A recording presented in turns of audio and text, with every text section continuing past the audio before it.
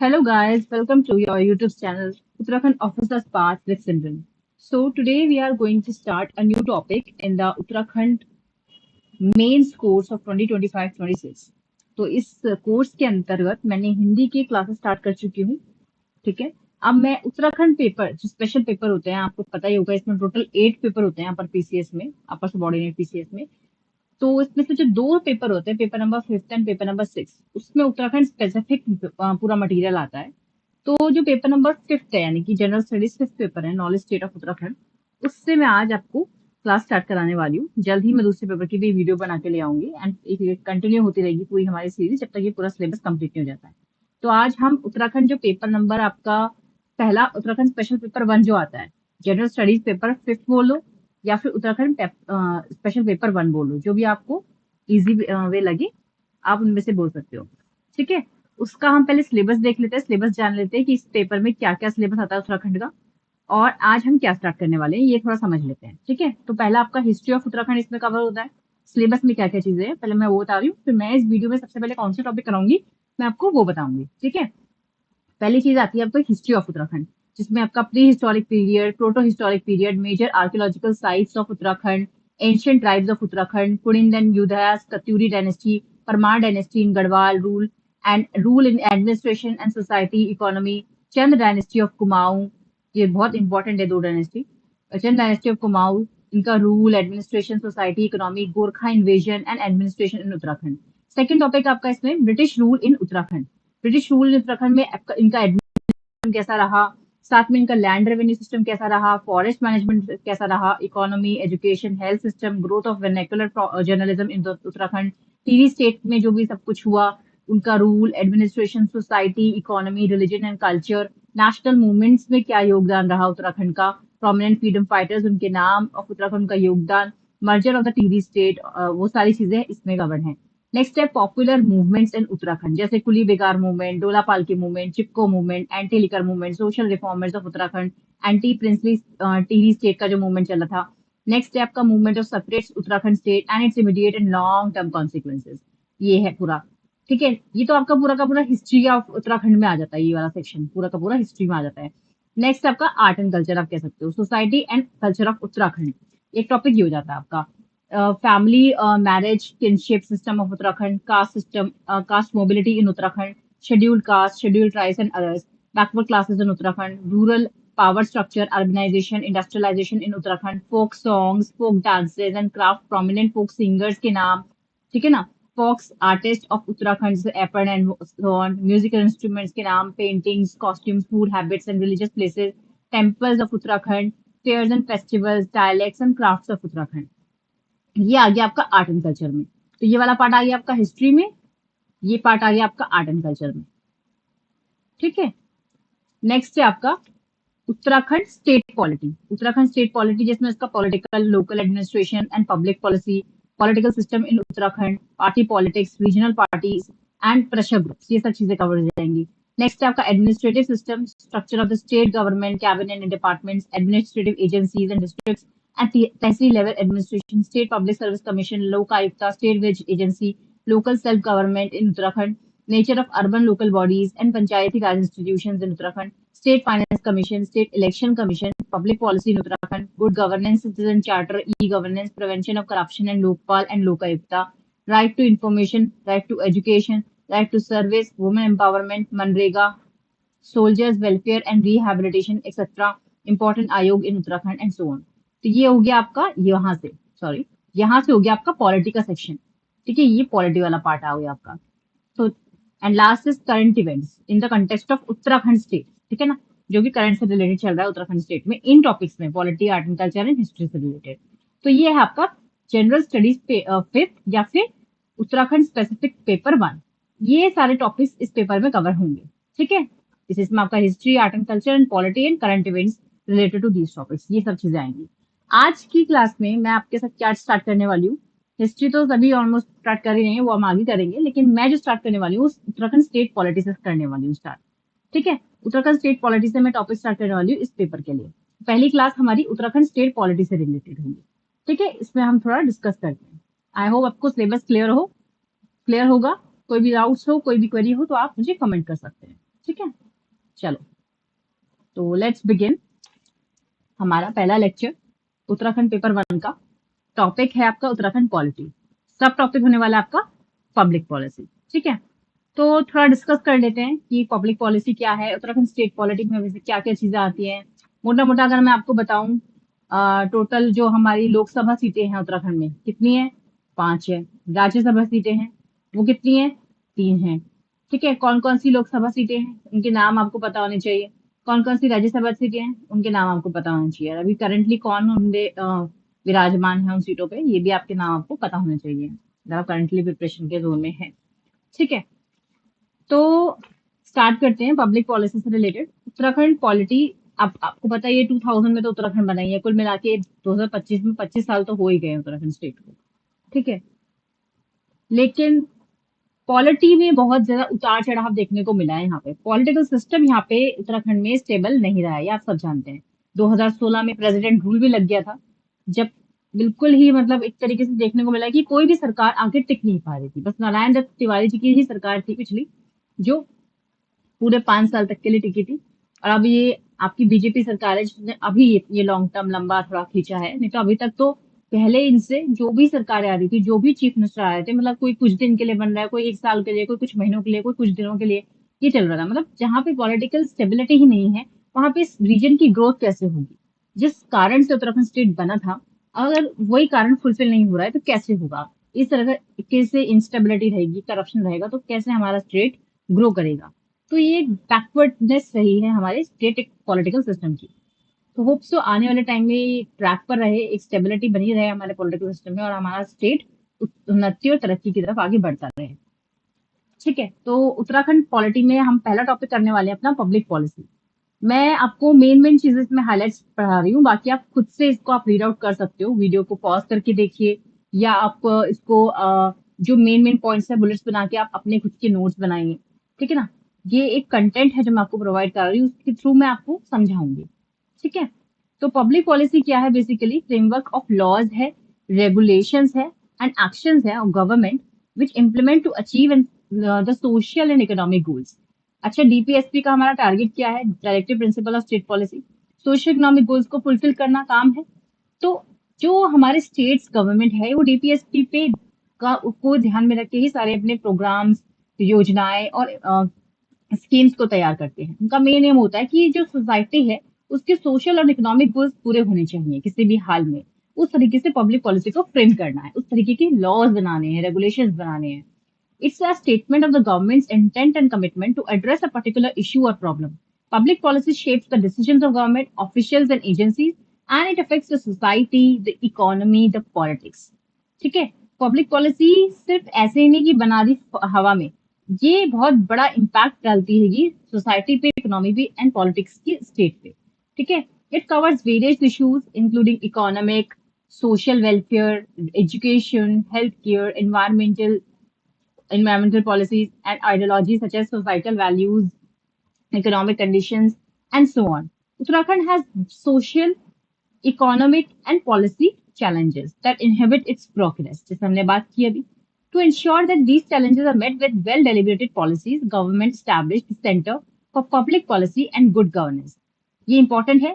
Government ने establish किया है Center for Public Policy and Good Governance, anchored in the Department of Planning in 2017 to act as a think tank to support the government in governance and policy reforms. State Planning Commission has been transformed to state institution for empowering and transforming Uttarakhand. सेतु, जैसे कि नीति आयोग बना planning commission को replace करके, उसी की lines पे सेतु बनाया गया, to act as a think tank in with the purpose in contributing to state's growth.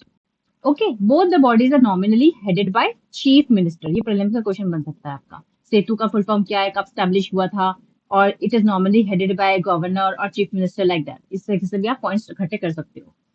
Next है अचीवमेंट्स क्या थी। चलो, ये स्थापित तो कर दिया, CPPGG, that is your centre for public policy and good governance. इसका मेन मकसद क्या था, इसके अचीवमेंट्स अब तक क्या हुए हैं। ठीक है, दो this has been developed as Uttarakhand state indicator framework and district indicator framework. सिर्फ स्टेट लेवल पे नहीं, डिस्ट्रिक्ट लेवल पे कितना काम हो रहा है और कितने अच्छे से चीजें चल रही हैं, उस चीज का एक तरीके से फ्रेमवर्क तैयार करना है, एक डेटा बुक तैयार करने के लिए इन्होंने एक ये बॉडी को रचा है। The SIP includes 369 indicators, including 231 national indicators and 138 state indicators. ठीक है, important है। Next is a very important point, the SDG, that is Sustainable Development Goals monthly monitoring tool has been developed in line with the Uttarakhand SDG dashboard, which was launched in December 2020. इस tool का main aim क्या था? To monitor and evaluate 36 indicators at a monthly interval, institutionalising regular monitoring of SDG. देखो, programme policy बनाना आसान है, implement करना भी एक पल के लिए आसान है, लेकिन उसको चालू रखना, उसको जिंदा रखना, उसे मॉनिटर करते रहना और उसमें चेंजेस लाते रहना, वो बहुत डिफिकल्ट होता है। वो जिस भी पॉलिसी स्कीम में हो जाता है, वो इम्पैक्ट डालती है सोसाइटी पे at the grass root level. तो ये चीजें जरूरी होती है। ठीक है, next is build capacities of district level officials align with gram panchayat, integration of SDG related sessions in trainers handbook and information on SDG. तो ये सारे काम, ये अचीवमेंट उनके हैं अभी तक के। सजेशंस क्या क्या दिए गए हैं इसमें? both the bodies can be merged to form a single body which will much more economic and efficient. Correct? Department-wise audit of schemes and policies based on behavioral science, economy, and efficacy. This might lead to filtering of schemes, policies which are not working as intended. Formalize the public policy consultation process before bringing any scheme policy by having open discussion on a web portal. ठीक है, then आता है आपका political system. अब main heading पे आते हैं, political system क्या था, उत्तराखंड का पॉलिटिकल सिस्टम क्या है basically. Political system of Uttarakhand is the same as described in the constitution. The governor being head of the state and chief minister being head of the government and having only a legislative assembly of 70 members. आपको पता ही होगा कि जो Anglo Indian की जो seat है वो अब अबॉलिश हो चुकी है। ठीक है, 70 मेंबर्स की अब लेजिस्लेटिव असेंबली सीट है उत्तराखंड में। गवर्नर ऑफ उत्तराखंड, ये क्या है आपके? Governor of Uttarakhand. This is appointment and rule. ये जो चीजें लिखी हुई हैं ये मैं क्लियर कर देती हूँ। This is appointment and rule. The governor of Uttarakhand is appointed by president, important है, president of India for a term of 5 years and holds the office at the president's pleasure. Governor is the de jure head of the state government and all the executive actions are taken in the governor's name. Governor must act on the advice of the popularly elected cabinet of Uttarakhand headed by chief minister, who holds de facto executive authority at the state level. Constitution of India empowers the governor to act upon their discretion in specific situations such as appointing or dismissing a ministry, recommending president rule, or reserving bills for the president's assent. Okay, this is some of the appointments and rules of the governor. Next is official residence. Official residence अगर हम बात करें तो कहाँ पे है भी आपका गवर्नर का? It is in the Raj Bhavan which is located in Dehradun, official residence. ठीक है, एंड राजभवन में विच वॉज रीडेजिग्नेटेड, ये इतना इंपॉर्टेंट नहीं है, बट करंटली आप ध्यान रखिए the current Raj Bhavan which was built in 1902 was originally known as Court House and served as the residence of British Governor of the United Province, which is now Uttar Pradesh. ठीक है, ये मेन पॉइंट है इसमें। Next है आपका सेकेंड राजभवन, ये clear है, second Raj Bhavan official residence. ठीक है, Uttarakhand has 2 Rajbhavan, you must be knowing that. The second one is being in Nainital. First one तो आपका देहरादून हो गया, सेकंड नैनीताल में है। Before independence Nainital served as the summer capital of the United Province and the building resembling a Scottish castle who was called as Government House. The Nainital Raj Bhavan foundation stone was laid in 1897 and was the oldest one and was completed in 2 years, built on European patterns and Gothic architecture. Next one is historical significance. अच्छा, ये राज भवन का historical significance क्या है? Raj Bhavan in Dehradun has hosted various presidents and prime ministers of India.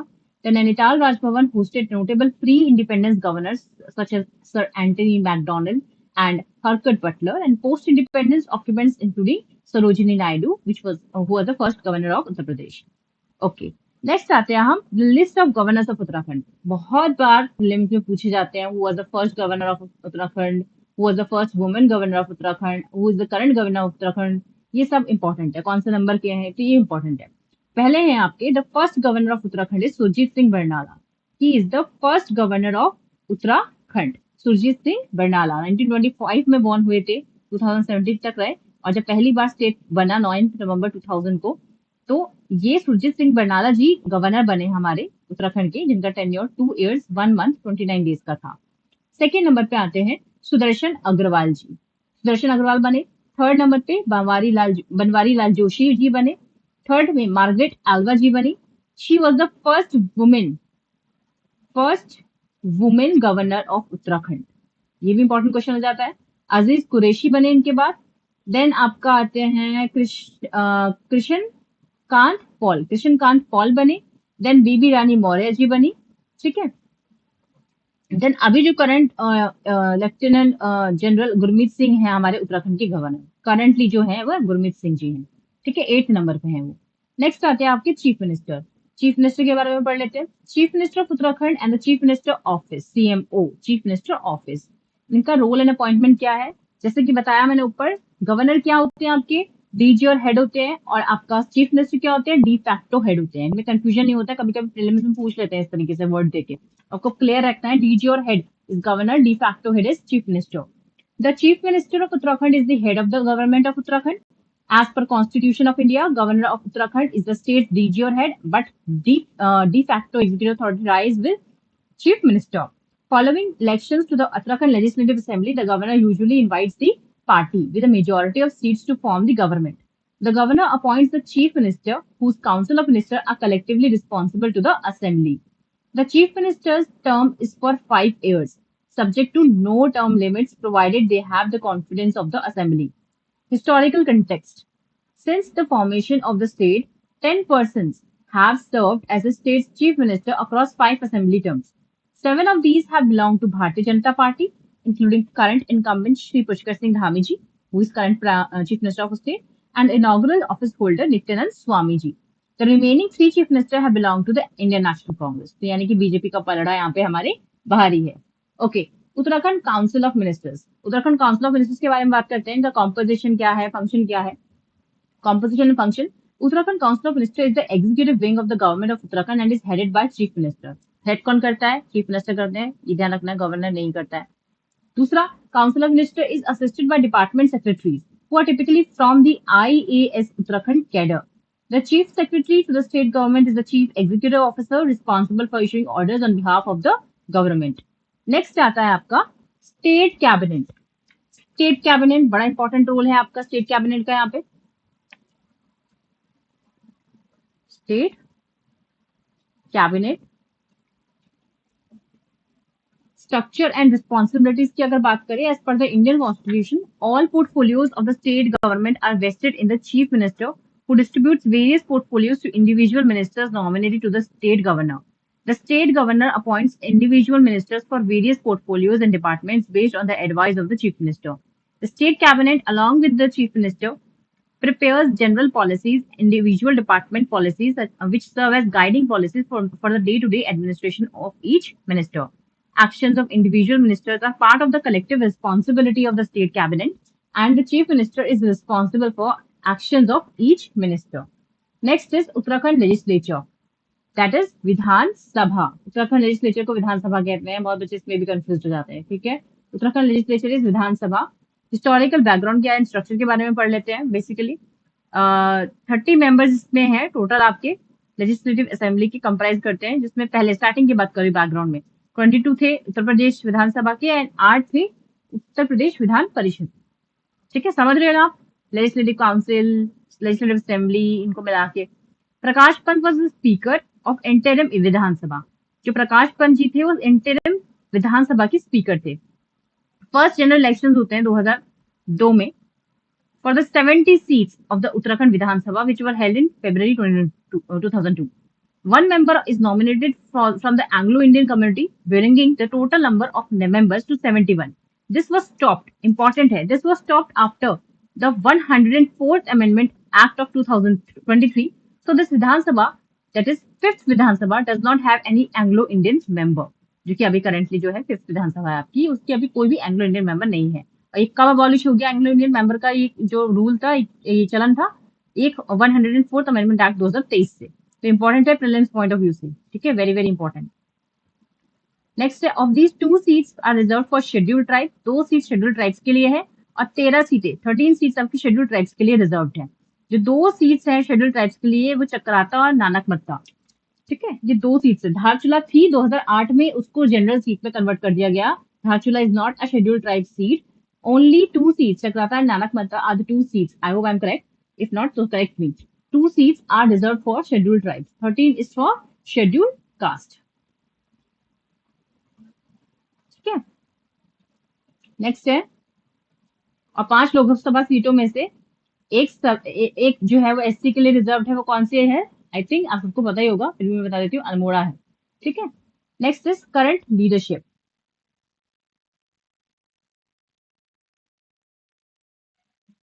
Current leadership, अभी speaker कौन है आपके? श्रीमती ऋतु भूषण है। अब तो चेंज हो चुका है, आप चेक कर लीजिएगा कौन है अभी स्पीकर। ठीक है, देन बिल्डिंग्स में आपका Vidhansabha which is located at former Vikas Bhavan in Dehradun. Second building is constructed at Bhaitsim near Gyansen after it was declared summer capital in 2020 and no session has been held since 2021. Third building is proposed to be constructed in Raipur area of Dehradun in coming years. तो ये सब बातें चल रही हैं। Functioning में issues क्या आते हैं विधानसभा के? What are the issues in functioning of Vidhansabha? ये थोड़ा सा डिस्कस कर लेते हैं। What are the issues in functioning of Vidhansabha? Frequent destruction, legislative sessions जो होते हैं वो फेस करते हैं जो फ्रीक्वेंटली डिसरप्शंस होते हैं in the form of protest, in the form of walkouts और बाय द ऑपोजिशन पार्टी और affecting the smooth functioning and productivity of the assembly. तो प्रोटेस्ट एंड वॉकआउट के फॉर्म में ये डिस्टर्ब करते हैं फंक्शनिंग को, जो ऑपोजिशन पार्टी है आपकी। Low attendance is one of the reason. Limited legislative time, on average Vidhansabha meets for less than 15 days in the entire year. सोचिए आप, 15 दिन से भी कम समय के लिए ये मिलते हैं पूरे साल में। 365 डेज होते हैं, उसमें से सिर्फ 15 दिन, लेस देन 15 डेज। ठीक है ना, तो आप देख सकते हो ये क्या चल रहा है, मतलब तो ये क्या इतना अच्छा फंक्शनिंग देगा। तो एटलीस्ट कम से कम जो तय सीमा जो दे रखी है कॉन्स्टिट्यूशन में विधानसभा के लिए, उतना तो मिलना ही चाहिए। Inefficient use of question hour. Question hour is a crucial time for members to hold the government accountable. Is sometimes underutilized or misused, reducing its effectiveness. Inadequate research support. Weak committee system. Political polarization. Insufficient public engagement. There is often a disconnect between the legislature and the public, with limited opportunities for citizen participation and feedback in the legislative process. मेरे ख्याल से ये बहुत important point है। ये citizen participation नहीं है तो फिर क्या वो स्टेट, क्या वो सोसाइटी प्रोग्रेस करेगी?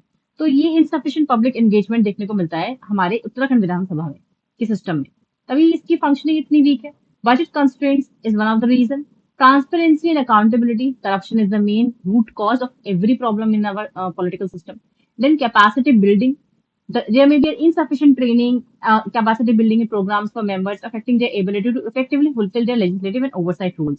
तो ये सारे क्या है आपके प्रॉब्लम्स हैं, इश्यूज हैं फंक्शनिंग ऑफ विधानसभा में। इसके सोल्यूशन भी हो सकते हैं। ये सारे जो मैं आपको पॉइंट्स दे रही हूँ, जो कंटेंट दे रही हूँ, ये मेंस की पॉइंट ऑफ व्यू से है। ये मत सोचिएगा ये कि प्रीलिम्स की रिगार्डिंग आपको मैं ये पढ़ा रही हूँ।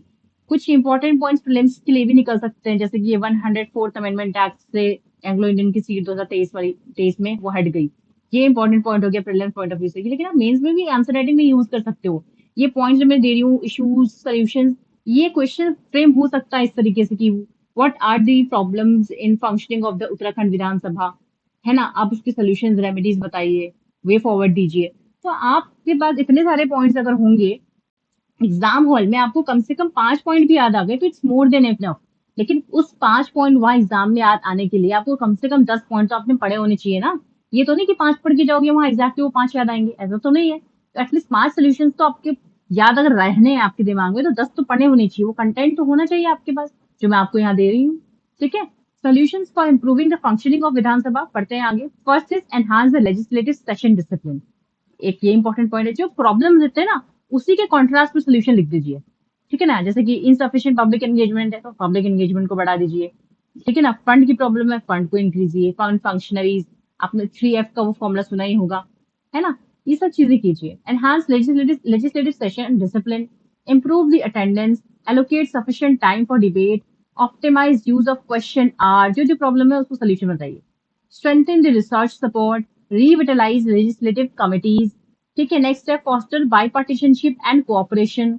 Next is increase the public engagement, streamline the bill passage, address the budget constraint, enhance transparency and accountability. ठीक है, broadcast legislative proceedings live and maintain accessible records of debates and decisions. Invest in the capacity building. Organize regular training programs for members on legislative procedure, policy analysis, and public speaking. Collaborate with academic institutions and think tanks for specialized training and workshops. So these are some of the solutions through which we can recover the problems and issues which is coming in functioning of our Vidhan Sabha. तो आज हमने इस topic में ये cover किया public policy क्या थी, ठीक है ना, गवर्नर का क्या रोल है, चीफ मिनिस्टर का क्या रोल है, ठीक है ना, कौन कौन से करंटली हमारे पास गवर्नर रह चुके हैं, अब करंट गवर्नर कौन है, बाकी स्टेट कैबिनेट के बारे में हमने पढ़ा, फिर इश्यूज पढ़े हमने विधानसभा के, उसके सोल्यूशन भी पढ़े हमने। तो मेन पॉइंट ऑफ व्यू से हमारा एक पहला टॉपिक पॉलिटी में, उत्तराखंड पॉलिटी में कवर हो गया आज। तो आज इतना ही रखते हैं। आपको मैं मेंस रिस्पेक्टिव क्वेश्चंस भी फ्रेम करके दूंगी। आज स्टार्टिंग है तो पहले आप समझिए चीजों को, जो आपको लगता है इंपॉर्टेंट पॉइंट है बुलेट फॉर्म में, आप फ्लो चार्ट के फॉर्म में या बुलेट के फॉर्म में आप इस कंटेंट से अपने खुद के नोट्स बनाइए, बिकॉज ये काफी बल्कि हो जाएगा कि आप पूरी पूरी video at the end of the exam नहीं देख पाओगे। तो पूरी वीडियो देखिए एट द एंड तक, कुछ समझ नहीं आया तो दोबारा रिपीट करके देखिए, कमेंट करके मुझसे पूछिए और अपने खुद के नोट्स जरूर बनाइए, बिकॉज इतने सारे नोट्स, अगर इतनी सारी कंटेंट अगर आप इकट्ठा करके प्रिंट आउट करके या पीडीएफ के फॉर्म में भी मैं आपको दे दूंगी, प्रिंट आउट करके रख लोगे, बहुत बल्कि हो जाएगा, आप नहीं पढ़ोगे उसे एट द एंड। आप मेन मेन हेडिंग के पॉइंट्स बनाइए, अपने खुद के कीवर्ड्स उठाइए, इसमें से आपको जो लग रहा है कि ये इज द कीवर्ड, ठीक है ना, transparency accountability is the keyword, तो उसे उठाइए, उसमें से अपने नोट्स खुद तैयार कीजिए आप, वही आपको एट द एंड आपको हेल्प करेंगे। ये कंटेंट जो मैंने पैसों से खरीद के, अपने पैसे खर्च करके मैंने ये कंटेंट तैयार किया है, मैं आपको फ्री ऑफ कॉस्ट इस यूट्यूब चैनल पे अपने प्रोवाइड कर रही हूँ। आप इसका फुल टू फायदा उठाइए, औरों को भी शेयर कीजिए, ठीक है ना, ताकि मैं मोटिवेटेड रहूं आगे इनको कंटिन्यू करने में। ठीक है, अगर मुझे लगेगा ये वेस्ट ऑफ टाइम है मेरा, ये आप लोगों को बेनिफिट नहीं कर रहा है, तो फिर मैं इस सीरीज को क्या कंटिन्यू करूंगी। ऐसे बहुत सारा कंटेंट है मेरे पास, बहुत सारा, हर एक टॉपिक के लिए, हिस्ट्री, ज्योग्राफी, उत्तराखंड का जो भी टॉपिक है मैं सारा कवर कराऊंगी। आप बहुत बच्चों के मैंने कमेंट देखे थे कि मैम उत्तराखंड ओवर पीसीएस के लिए आप मुझे बता दीजिए, कंटेंट की प्रॉब्लम है, आप पेपर दे दीजिए। चलो पेपर मैं आपको सारे दे दूंगी। मेरे पास जो उत्तराखंड का जो अपर पीसीएस का भी पेपर हुआ था इस साल फरवरी 2025 में, उसके भी सारे पेपर्स हैं, मैं आपको उस सब के पेपर्स के एनालिसिस भी प्रोवाइड कराऊंगी यूट्यूब चैनल पे, और उसकी पीडीएफ भी टेलीग्राम चैनल पे मैं डाल दूंगी। दोनों चीजें होंगी, वो मैं कर दूंगी। लोअर पीसीएस के और भी प्रीवियस ईयर जो पेपर्स हैं वो भी मेरे पास हैं, ठीक है, वो भी मैं आपको शेयर कर दूंगी टेलीग्राम चैनल पे, उसकी वीडियो भी बना दूंगी, वो सब प्रोवाइड कराऊंगी मैं। Have a trust on me. लेकिन आप मुझे भी मोटिवेट कीजिए, इस चैनल को बढ़ाइए, जितना ये चैनल ग्रो करेगा मुझे लगेगा कि हाँ, मेरा जो वर्क है, मेरा जो मेहनत है, मेरे पास जो कंटेंट है जो मैं बच्चों को प्रोवाइड कर रही हूँ, बच्चों के काम आ रहा है एट द एंड। तो प्लीज आप पढ़ते रहिए, मेहनत करते रहिए एंड मुझे भी फ्यूल दीजिए। मुझे लगेगा तो मैं आपके लिए और भी इससे अच्छी कंटेंट आपके लिए लाऊंगी। एंड ये तो शुरुआत है, इट्स जस्ट अ बिगनिंग, ये तो पहला लेक्चर है, बहुत सारी चीजें हैं। तो आप बिल्कुल एग्जॉस्ट मत होइएगा। मैं आप छोटे छोटे शॉर्ट शॉर्ट करके ही वीडियोस बनाऊंगी, क्योंकि बोरिंग हो जाता है, 1 घंटे से ऊपर वीडियो जाती है, तो मैं कोशिश करूंगी शॉर्ट में ही मैक्सिमम चीजें कवर करूं, ताकि आप खुद के जब नोट्स बनाने बैठो ना, आपको पता चल जाएगा कि मैंने इतने शॉर्ट में जो इतना सारा पढ़ा दिया, आपको नोट्स बनाने बैठे तो आपको 2 घंटे 3 घंटे लग गए। इतना कंटेंट मैं आपको थोड़े से टाइम में कवर करवाऊंगी। तो आपको कंटेंट बहुत सारा मिलने वाला है, कंटेंट की कमी नहीं होने वाली है। स्टेट लेवल का हो या सेंट्रल लेवल का हो, जैसे ज्योग्राफी स्टेट लेवल की हो या सेंट्रल लेवल की, सब चीजें कवर होंगी स्टेप बाय स्टेप। लेकिन आप ये मत सोचो आज मैंने शुरू किया और परसों तक मैं सब खत्म करा दूं, पॉसिबल ही नहीं है, आप भी नहीं कर पाओगे और मैं भी नहीं करा पाऊंगी। तो एक एक करके स्टेप बाय स्टेप हम चढ़ेंगे, सारी चीजें कवर करेंगे, ठीक है। बस आप क्या काम है, जो मैं करा रही हूँ उसे अच्छे से दिल से पढ़िए, मेहनत करिए, खुद के नोट्स जरूर बनाइए, क्योंकि खुद का बनाया हुआ नोट्स ही काम आता है एट द एंड। चाहे आप कहीं से भी कंटेंट पढ़ते रहिए, आपको खुद याद नहीं रहता। मेन मेन चीजों के खुद के नोट्स बनाइए एंड इस चैनल को जितना हो सके शेयर कीजिए, लाइक कीजिए, सब्सक्राइब कीजिए एंड खूब सारा प्यार दीजिए, ताकि मैं आप लोगों के लिए मेहनत करती रहूं, ठीक है। तो अब तक के लिए इतना ही, नेक्स्ट अगली वीडियो में मिलते हैं इसकी, ठीक है। So bye, thank you, love you guys, God bless you.